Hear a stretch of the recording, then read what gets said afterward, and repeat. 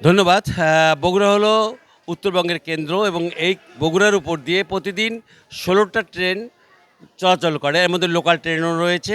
আর সবচাইতে বড় কথা যে ৩টি আন্তঃনগর রয়েছে। এই ৩টি আন্তঃনগর ঢাকা যায়। এর মধ্যে আপনার লালমনি এক্সপ্রেস, রংপুর এক্সপ্রেস এবং বুড়িমারি এক্সপ্রেস। সবচাইতে বড় কথা যে আপনার হলো বগুড়ার জন্য টিকিট বরাদ্দ খুবই কম। আপনার বলতে পারেন যে বগুড়ার জন্য আপনার হলো লালমনি এক্সপ্রেসে ৪২টি এবং আপনার হলো রংপুর এক্সপ্রেসের জন্য ৪৪টি এবং ৪৫টি হলো বুড়িমারি এক্সপ্রেসের জন্য।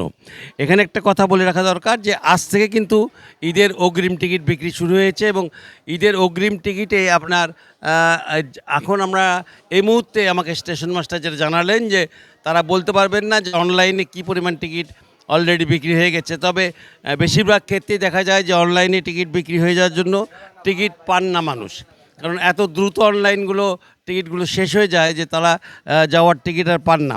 তবে ফেরত যাওয়ার জন্য নারীর টানে যারা বগুড়ায় আসেন তারা ফেরত যাওয়ার জন্য টিকিটের জন্য ব্যস্ত হয়ে পড়েন, কারণ সবচাইতে বড় কথা যে বাসের চাইতে অনেক বেশি আরামদায়ক ভ্রমণ হলো ট্রেন। তাই সবাই ট্রেনকে বেছে নেন, কিন্তু দেখা যায় যে টিকিট পাওয়াটা অনেকটা দুষ্কর হয়ে পড়ে।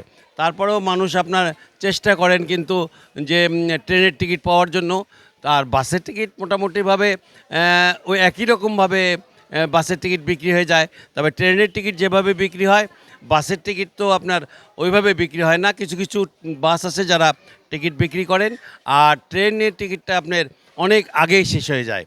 মোটামুটি বগুড়া রেল স্টেশন থেকে এই ছিল আমার কাছে সর্বশেষ।